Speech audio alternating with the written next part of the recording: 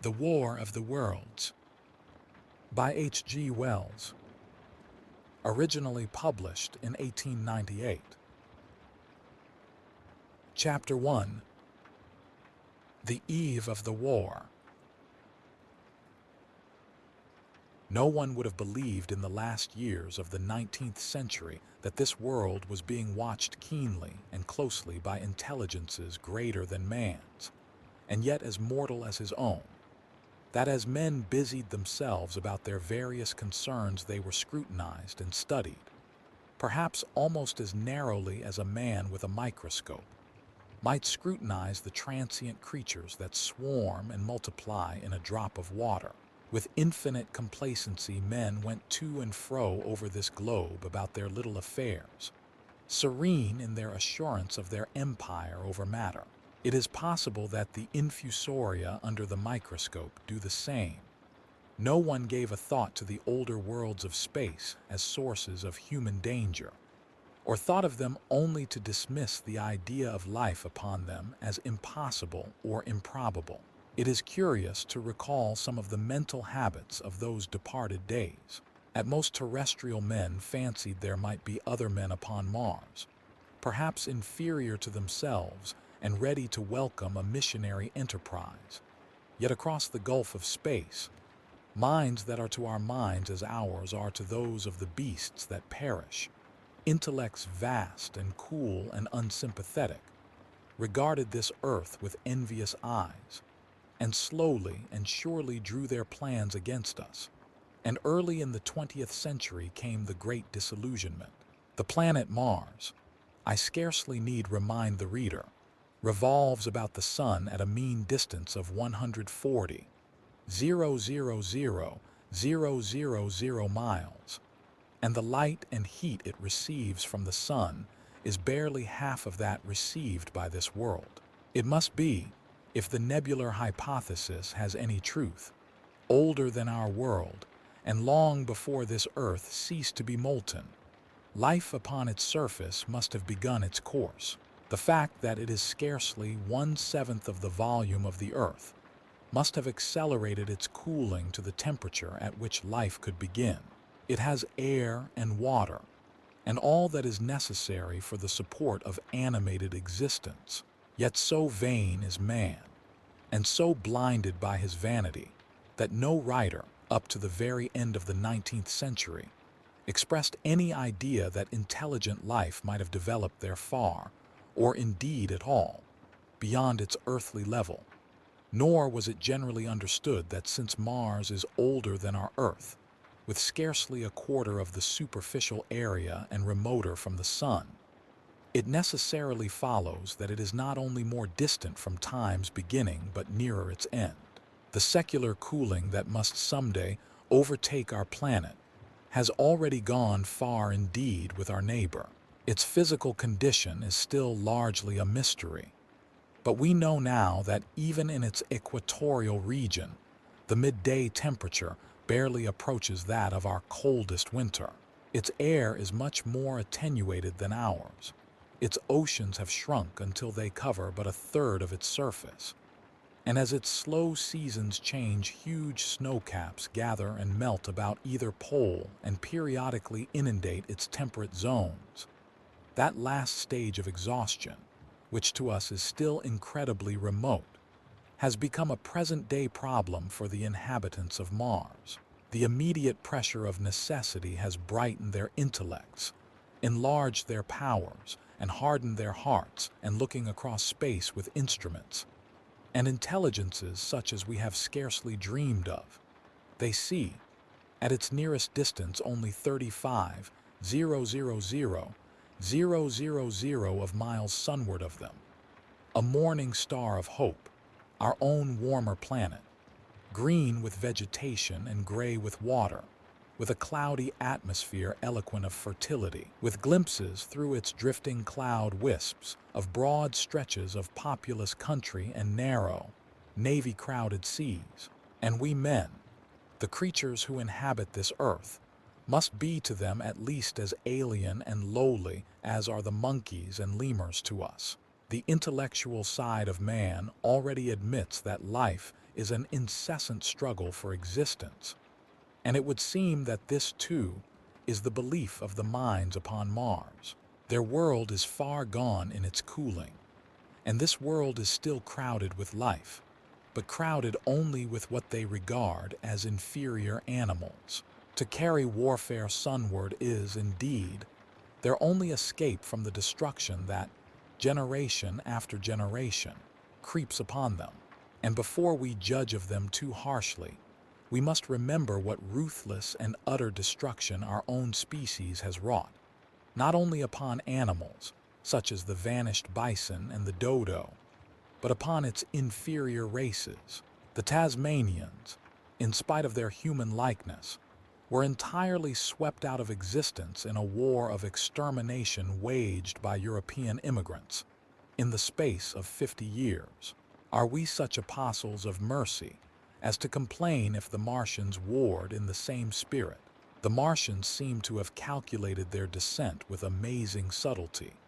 Their mathematical learning is evidently far in excess of ours, and to have carried out their preparations with a well-nigh perfect unanimity. Had our instruments permitted it, we might have seen the gathering trouble far back in the 19th century. Men like Schiaparelli watched the red planet. It is odd, by the by, that for countless centuries Mars has been the star of war, but failed to interpret the fluctuating appearances of the markings they mapped so well. All that time the Martians must have been getting ready. During the opposition of 1894, a great light was seen on the illuminated part of the disk, first at the Lick Observatory, then by Periton of Nice, and then by other observers. English readers heard of it first in the issue of Nature, dated August 2. I am inclined to think that this blaze may have been the casting of the huge gun in the vast pit sunk into their planet, from which their shots were fired at us. Peculiar markings, as yet unexplained, were seen near the site of that outbreak during the next two oppositions. The storm burst upon us 6 years ago now. As Mars approached opposition, Lavelle of Java set the wires of the astronomical exchange palpitating with the amazing intelligence of a huge outbreak of incandescent gas upon the planet.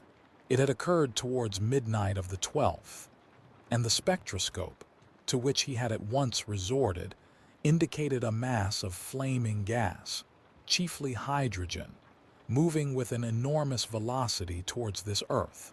This jet of fire had become invisible about 12:15. He compared it to a colossal puff of flame suddenly and violently squirted out of the planet, as flaming gases rushed out of a gun. A singularly appropriate phrase it proved. Yet the next day there was nothing of this in the papers, except a little note in the Daily Telegraph, and the world went in ignorance of one of the gravest dangers that ever threatened the human race. I might not have heard of the eruption at all had I not met Ogilvy, the well-known astronomer, at Ottershaw. He was immensely excited at the news, and in the excess of his feelings invited me up to take a turn with him that night in a scrutiny of the red planet. In spite of all that has happened since, I still remember that vigil very distinctly. The black and silent observatory, the shadowed lantern throwing a feeble glow upon the floor in the corner, the steady ticking of the clockwork of the telescope, the little slit in the roof, an oblong profundity with the stardust streaked across it. Ogilvy moved about, invisible but audible. Looking through the telescope, one saw a circle of deep blue and the little round planet swimming in the field. It seemed such a little thing, so bright and small and still, faintly marked with transverse stripes and slightly flattened from the perfect round, but so little it was, so silvery warm, a pin's head of light. It was as if it quivered. But really this was the telescope vibrating with the activity of the clockwork that kept the planet in view. As I watched, the planet seemed to grow larger and smaller and to advance and recede. But that was simply that my eye was tired. 40 millions of miles it was from us. More than 40 millions of miles of void. Few people realize the immensity of vacancy in which the dust of the material universe swims.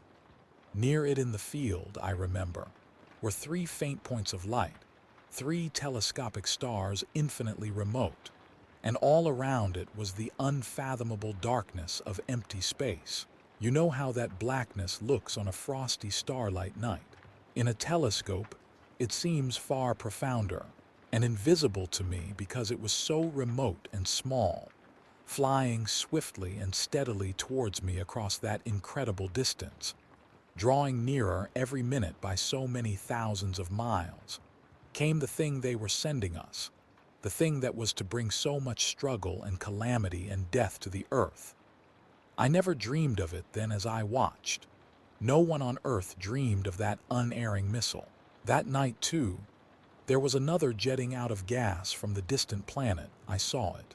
A reddish flash at the edge, the slightest projection of the outline just as the chronometer struck midnight. And at that, I told Ogilvy and he took my place.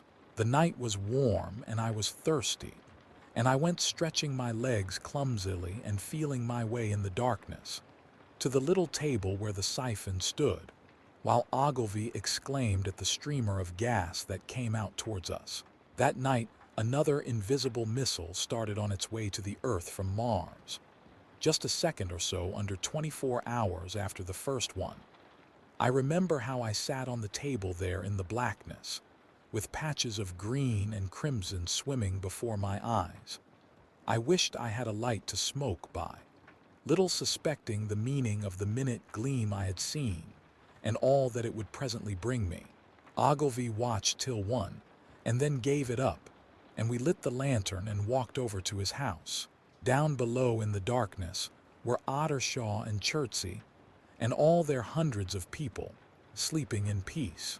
He was full of speculation that night about the condition of Mars, and scoffed at the vulgar idea of its having inhabitants who were signaling us. His idea was that meteorites might be falling in a heavy shower upon the planet, or that a huge volcanic explosion was in progress.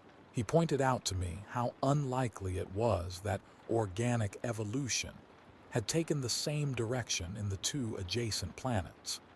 The chances against anything manlike on Mars are 1,000,000 to 1, he said. Hundreds of observers saw the flame that night and the night after about midnight, and again the night after, and so for 10 nights, a flame each night. Why the shots ceased after the 10th, no one on Earth has attempted to explain. It may be the gases of the firing caused the Martians inconvenience. Dense clouds of smoke or dust, visible through a powerful telescope on Earth as little gray, fluctuating patches, spread through the clearness of the planet's atmosphere and obscured its more familiar features. Even the daily papers woke up to the disturbances at last, and popular notes appeared here, there, and everywhere concerning the volcanoes upon Mars. The Syria-comic periodical Punch, I remember, made a happy use of it in the political cartoon. And all unsuspected, those missiles the Martians had fired at us drew earthward, rushing now at a pace of many miles a second through the empty gulf of space, hour by hour and day by day, nearer and nearer. It seems to me now almost incredibly wonderful that, with that swift fate hanging over us, men could go about their petty concerns as they did. I remember how jubilant Markham was at securing a new photograph of the planet for the illustrated paper he edited in those days.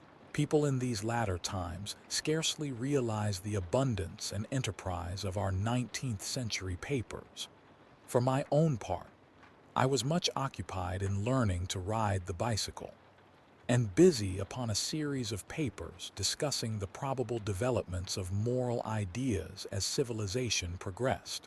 One night, the first missile then could scarcely have been 10,000,000 miles away.